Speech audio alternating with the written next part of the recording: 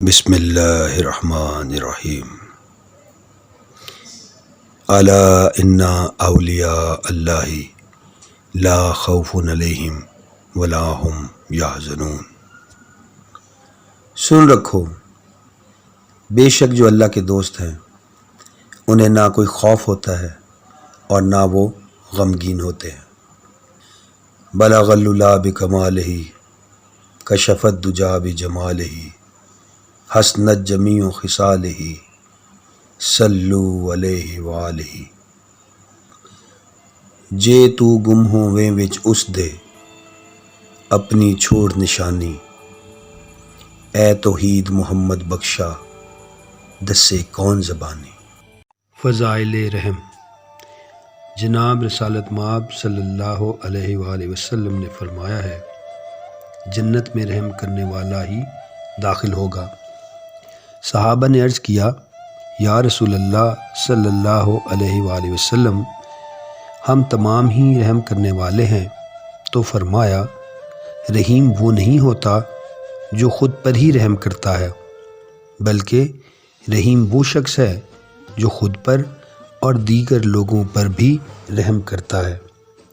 خود پر رحم کرنے سے مراد ہے کہ ترک گناہ کرے اور توبہ کرے، پرخلوص عبادات کرتے ہوئے خود کو عذاب خداوندی سے نجات دلانے کے لیے رحم کرے، اور دوسروں پر رحم کرنے کے معنی یہ ہیں کہ کسی مسلمان کو رنج نہ پہنچائے۔ جناب رسالت مآب صلی اللہ علیہ وآلہ وسلم نے ارشاد فرمایا ہے، مسلمان وہ ہے جس کے ہاتھ اور زبان سے دیگر مسلمان لوگ محفوظ رہیں۔ وہ چوپاؤں پر رحم کھائے، یعنی ان کی قوت سے زیادہ مشقت ان سے نہ لے۔ حدیث شریف میں ہے کہ رسول اللہ صلی اللہ علیہ وآلہ وسلم نے فرمایا، ایک شخص راستے پر جاتا تھا، اس کو بڑی پیاس لگی، ایک کنواں اسے دکھائی دیا، اس نے اس کنویں کے اندر اتر کر پانی نوش کیا۔ پھر اس نے دیکھا کہ ایک کتا ہے جو پیاس میں پریشان ہو رہا ہے۔ اس شخص نے محسوس کر لیا کہ وہ کتا بھی اسی کی مانند پیاس کی پریشانی میں مبتلا ہے، تو اس نے اپنے جوتے کو پانی سے بھرا اور کتے کو پکڑا اور اس کے آگے کیا۔ کتے نے پانی پی لیا اور اللہ تعالیٰ کا شکر بجا لایا۔ اس شخص کی اللہ تعالیٰ نے مغفرت فرمائی۔ صحابہ نے عرض کیا، اے اللہ کے رسول صلی اللہ علیہ وآلہ وسلم، کیا چوپاؤں پر رحم کرنے میں بھی ہمیں اجر ملتا ہے؟ تو فرمایا، ہر تر جگر والی چیز میں اجر ہے۔ حضرت انس رضی اللہ تعالیٰ عنہ نے روایت فرمایا ہے کہ ایک شب کو لوگوں کے حال سے آگاہی کی خاطر حضرت عمر رضی اللہ تعالیٰ عنہ گشت فرما رہے تھے، تو ان کا گزر مسافروں کی ایک جماعت پر ہوا۔ انہوں نے خطرہ محسوس کیا کہ ان کی کوئی چیز نہ چرا لی جائے۔ پھر حضرت عبد الرحمن بن عوف رضی اللہ تعالیٰ عنہ آپ کو مل گئے۔ انہوں نے آپ سے پوچھا، یا امیر المومنین، آپ اس وقت یہاں پر کس غرض سے پھرتے ہیں؟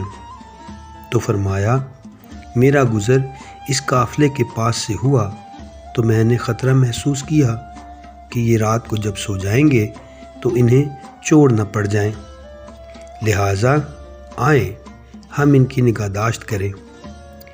عبد الرحمن بن عوف رضی اللہ تعالیٰ عنہ نے فرمایا کہ ہم گئے اور ان اہل قافلہ کے نزدیک بیٹھے ہوئے نگہبانی کرنے لگے۔ پس فجر ہو گئی تو حضرت عمر رضی اللہ تعالیٰ عنہ نے پکارا، اے قافلے والو، اب نماز کا وقت ہو چکا ہے، اور آپ نے دیکھا کہ انہوں نے اٹھنا شروع کر دیا تو آپ رخصت ہو گئے۔ ہمارے لیے صحابہ کرام رضی اللہ علیہم کی پیروی کرنا ضروری ہے۔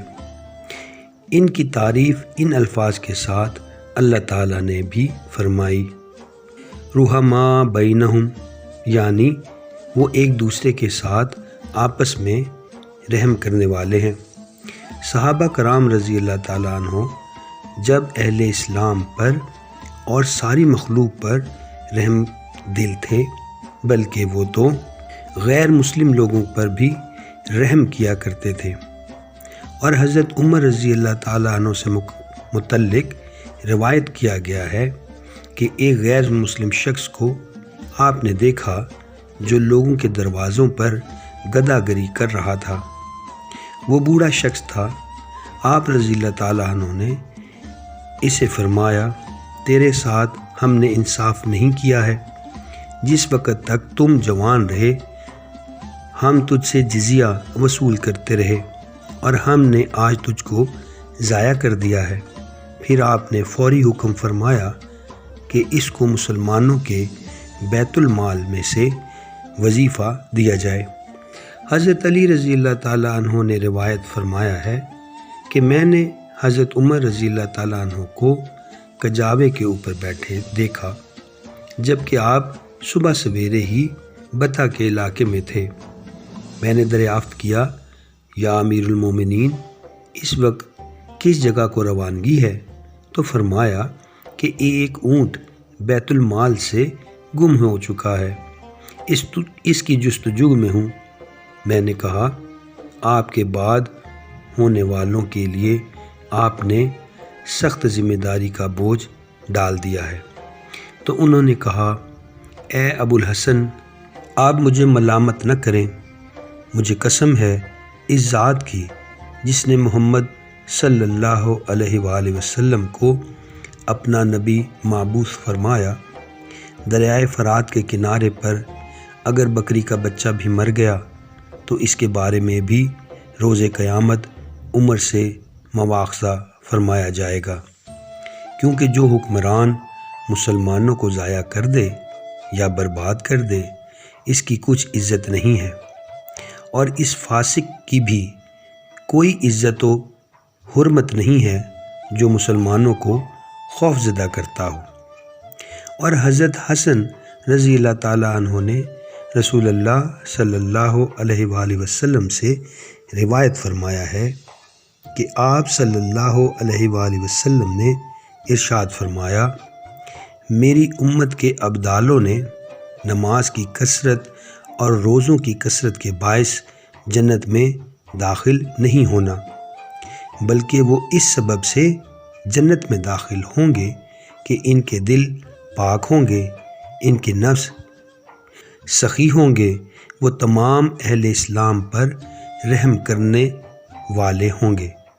رسول اللہ صلی اللہ علیہ وآلہ وسلم کا ارشاد پاک ہے، رحم کرنے والے رحمان سے رحم کیے جاتے ہیں، رحم کرو ان پر جو زمین میں ہیں تو تم رحم کیے جاؤ گے اس سے جو آسمان میں ہے۔ اور رسول اللہ صلی اللہ علیہ وآلہ وسلم نے فرمایا ہے، جو شخص رحم نہ کرے اس پر رحم نہیں فرمایا جاتا، اور جو معاف نہیں کرتا اس کو بھی معاف نہیں کیا جاتا۔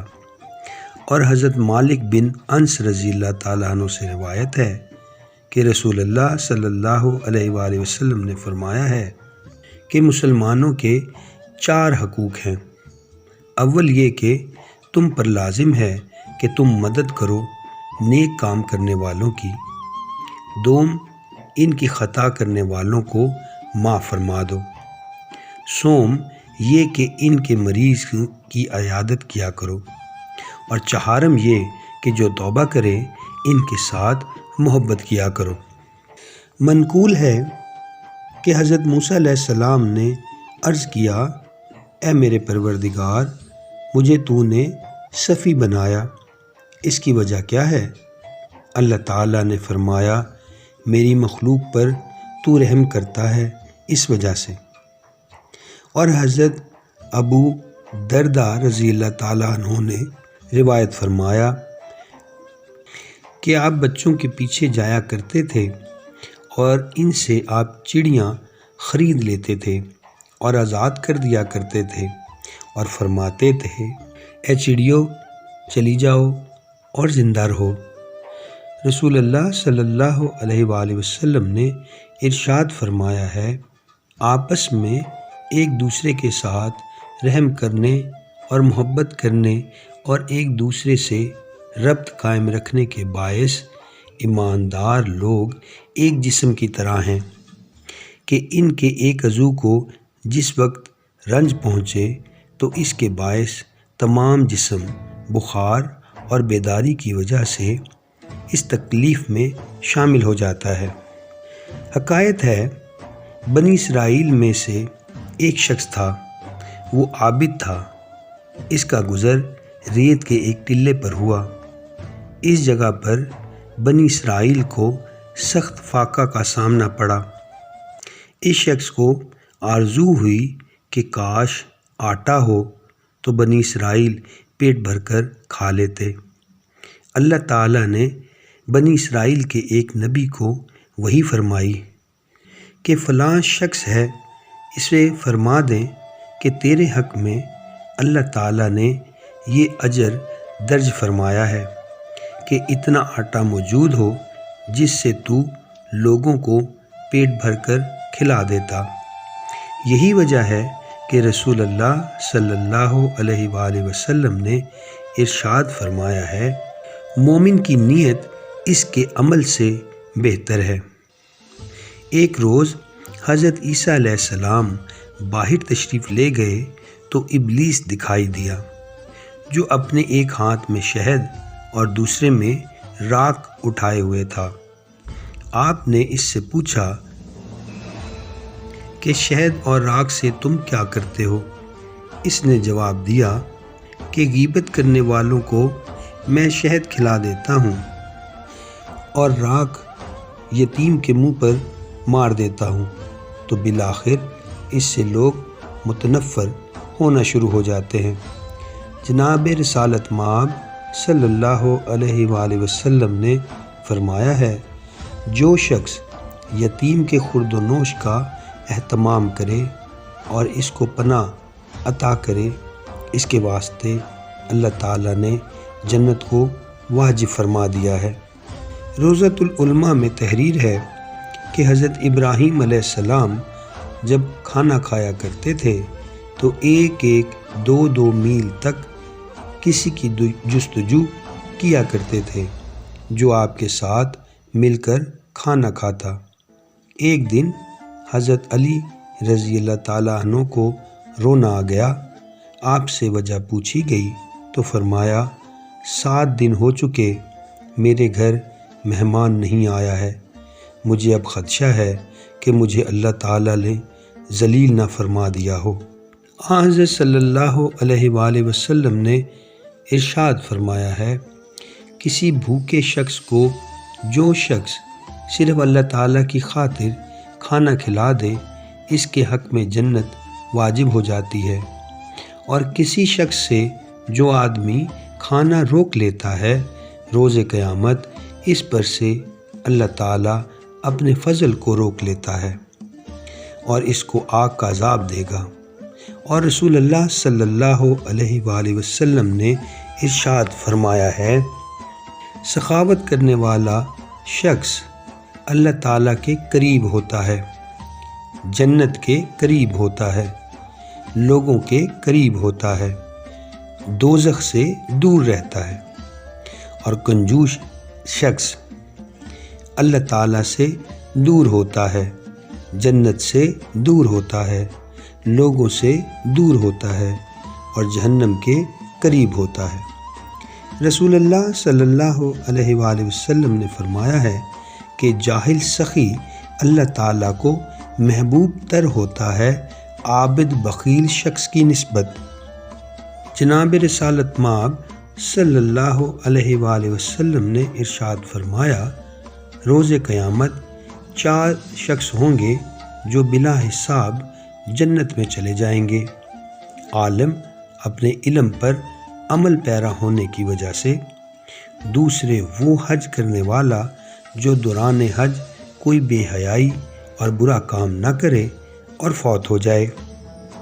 سوم ایسا شہید شخص جو کلمہ اسلام کی سربلندی کی خاطر جنگ کے میدان میں شہادت پائے، اور چوتھا وہ سخی شخص جو حلال مال کما کر بلا کسی ریا کے فی سبیل اللہ صرف کرے، اور وہ یہ جھگڑا نہیں کریں گے کہ ان میں سے کون جنت میں پہلے جائے گا۔ ابن عباس رضی اللہ تعالیٰ عنہ نے روایت فرمایا کہ رسول اللہ صلی اللہ علیہ وآلہ وسلم نے ارشاد فرمایا ہے کہ اللہ تعالیٰ کے اس طرح کے بندے بھی موجود ہیں کہ ان کو اللہ تعالیٰ اپنے بندوں کے مفاد کے پیش نظر انعامات ادا کرتا ہے، بس جو ان فائدوں میں بندوں کے ساتھ کنجوسی سے کام لیتا ہے، اللہ تعالیٰ وہ فوائد اس سے کسی اور کو عطا کر دیتا ہے۔ رسول اللہ صلی اللہ علیہ وآلہ وسلم نے فرمایا، سخاوت ایک شجر ہے اشجار جنت میں سے، اس کی شاخیں زمین تک لٹکی ہوئی ہیں، جس نے ایک شاخ کو بھی ان میں سے پکڑ لیا، اس کو وہ شاخ جنت میں لے جائے گی۔ اور حضرت جابر رضی اللہ تعالیٰ عنہ سے روایت ہے کہ رسول اللہ صلی اللہ علیہ وآلہ وسلم سے لوگوں نے عرض کیا کہ زیادہ افضل عمل کیا ہے؟ آپ صلی اللہ علیہ وآلہ وسلم نے ارشاد فرمایا، صبر اور سخاوت۔ حضرت مقدم بن شریح نے اپنے باپ سے اور انہوں نے اپنے دادا سے نقل کیا ہے کہ میں نے حضرت صلی اللہ علیہ وآلہ وسلم سے گزارش کی، یا رسول اللہ صلی اللہ علیہ وآلہ وسلم، مجھے اس طرح کا عمل بتا دیں جو مجھ کو جنت میں داخل کرا دے۔ حضرت صلی اللہ علیہ وآلہ وسلم نے فرمایا، جن امور سے جنت واجب ہوتی ہے ان میں سے کھانا کھلانا، سلام پھیلانا اور حسن کلام سے کام لینا ہے۔ اللہم صلی علی سیدنا و مولانا محمد وعلی آل سیدنا و مولانا محمد وبارک وسلم۔